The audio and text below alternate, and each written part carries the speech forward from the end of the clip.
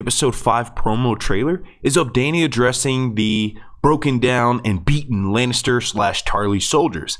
She mentions that she is not here to murder, but then mentions if they don't bend the knee that they will die. This is pretty oxymoronic if you ask me. It could be the way the trailer is edited, but she's definitely going to be giving these soldiers some sort of speech. She does want them to join her cause. So it looks like the beginning of it, she's trying to rally them, and then by the end, it looks like she might not be giving them a choice. So I feel like Daenerys could be showing parts of being more like her father, or just like a Targaryen in general. Emilia Clarke actually did an interview. In the interview, she's talking about how they filmed the scene, The Field of Fire. She mentions that every time Daenerys gets hurt, she lets more of her Targaryen side out. Now, letting that Targaryen side out is interesting. It relates to this episode 5 promo in which Varys is telling Tyrion that he needs to make her listen. Tyrion needs to be the voice of reason and explain to Daenerys that jumping the gun and hopping on a dragon and burning shit is not exactly the best way to get the portrait of her and who she is as a ruler across to the common people of Westeros. Jaime and Bronn are in fact missing from the shots of Daenerys giving that speech about bending the knee or dying. They could have in fact escaped. When they fell into that lake, the entire area was surrounded in smoke and ash, so it would definitely be possible for these two to swim to the other side and take an alternative route to King's Landing. If Jaime and Bronn are in fact in prison, then that means that they arrived with Daenerys back on Dragonstone, and Daenerys could be deciding what she's going to be doing with Jaime. Obviously, Tyrion is going to vouch for his brother and try to convince Daenerys and Jaime that Jaime should be fighting for Daenerys, and they ultimately need to end this squabble and go and fight the White Walkers beyond. Varys could be telling Tyrion in this scene that since Daenerys is not listening to Tyrion when Tyrion is trying to help out his brother Jaime, that he needs to make her listen. Now, I watched this trailer like 30 times and I could not get a glimpse of Gendry or the Hound. I do think the Hound will be showing up in this episode. We haven't seen him since episode 1, and I was reading an interview recently in which the Hound mentioned that he got injured by having to carry someone on his shoulder for days and days. So that means that scene was filmed over the course of several days, and instead of having a dummy, he had to carry an actual person. This most likely relates to the next part of the trailer, which is Dany arriving back at Dragonstone and Jon is out to meet her. Dany arrives on the back of Drogon and lands in front of Jon. This is him and Drogon's second meeting. This is their first official face-on-face meetup. Obviously, Jon Snow is going to be intimidated. So if Daenerys wants to get her point across, I think now will in fact be that time. If Jon had planned on kneeling anytime soon to Dany, this would be the perfect time to do it. She's flying in on Drogon, and if he decides to change his mind, he could say he wasn't kneeling and that the wind from Drogon's wings actually made him. During this scene, with Daenerys landing in front of Jon Snow on the beach, we're giving a dub over of Cersei, and she's talking to Qyburn about how whatever obstacle is put in her place, they will overcome it. Episode 5 is in fact slated to be 59 minutes, so that's going to be almost 10 minutes longer than episode 4, so I think we'll get extra scenes, and in those scenes, one in particular will be Qyburn delivering the news to Cersei of the Field of Fire. I think we may see, even though Jaime could have escaped, he might not have made it back to King's Landing yet, but I think we'll see that Cersei is in fact even more hardcore. She's ready to just write off Jaime. She will move forward with her plans, just like when she found out the news of Tommen.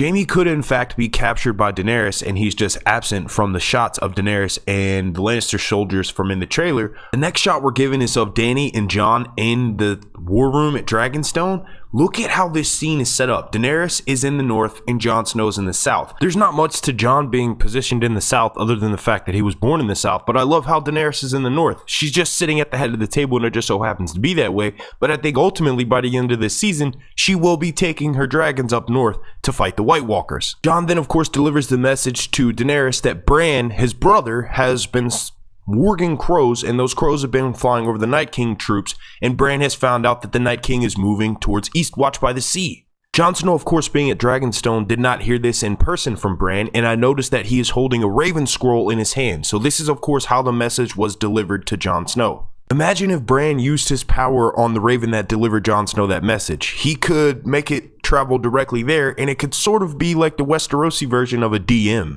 This conversation with Daenerys is likely what makes Jon Snow want to leave for Eastwatch by the sea. Hopefully what's said is something along the lines of, alright fine, I will officially take my dragons up north to help you fight this war if you bring me back proof of the threat of White Walkers. Jon had initially been planning to head to Eastwatch by the sea anyway. This will just give him further confirmation. Perhaps Daenerys lends him a few of her troops. If we freeze frame on that image of Jon, Davos, Varys, and Daenerys in the war room, we can see that Daenerys still has the Unsullied icon on top of Casterly Rock. We see her dragons over to the right are sort of near Dragonstone, but there is this dragon figurine in the center, and that honestly has me wondering if she placed one there for her victory in the Field of Fire. Now, these figurines could in fact be placed anywhere willy-nilly all over the map table when they aren't in use, but it's much more fun to speculate that each one of these figurines placed in a certain location means something. So I want you guys to write down below what you think that those dragon icons in the middle of the table represent. Ultimately, the resolution is quite low, and I fear we'll have to wait until episode 5 actually premieres to get the meaning and significance behind the placement of these figurines. One thing that caught my attention about the overhead shot that we're given of Bran warging the ravens to spy on the Night King is the fact that the Night King is on a raised platform, almost as if he's consulting with his generals, his White Walker generals. This is an interesting parallel to the many shots we've been given throughout Game of Thrones history of human armies marching by as their leaders meet up and converse. Now, we have never seen the White Walkers communicate. We haven't seen them speak in the books or the TV show. This would be a perfect way of showing us that they do have a culture that exists if Bran is working on them, and before the Night King becomes aware, they communicate with each other. I imagine their voice sounds like ice crackling. We have seen a White Walker let out sort of like a screeching noise, but that's nowhere near speaking and having another conversation with someone who's the leader, like the Night King. This would be the perfect way of showing us that, because they may in fact feel comfortable if they are unaware of Bran's warg. I do not think that Jon Snow will be heading to Eastwatch in this episode. We all know that he has to go home first to Winterfell, reunite with the Starks, pack supplies, and then head to Eastwatch by the Sea. If you would like to know the significance of Eastwatch by the Sea, all you have to do is click the link straight up here, and that'll take you to a video I did before the season started. The last line of the trailer is given to us by Davos, and he says bad things are coming, doing his legendary role of informing everyone in Westeros that their petty little squabbles between who owns this land and who sits on this throne does not matter, because the dead are coming. We legitimately only have 3 episodes left of this season, and we will have to wait longer than a year for season 8. So along with them addressing the fact of the White Walkers potentially having a subculture, I would like to see them touch back on Daenerys and Jon Snow in the cave and what that painting, the significance of it. I want to see basically a copy of that at the Citadel, and maybe Sam comes across it when he's copying some of the scrolls or when he's going back into that forbidden section in the library. I also want to see them touch on the fact that if Jon Snow actually bent the knee, I don't think he did it, but he could have done it in that cave. Now, they didn't actually show it on screen, and something monumental as Jon Snow bending the knee to Daenerys, we need to physically see that on the television screen, and there was some debate about whether he did it in my comment section. I would loved it if they addressed on what happened at the end of that cave before Jon and Daenerys exited. I would also like to see them touch on the back history of the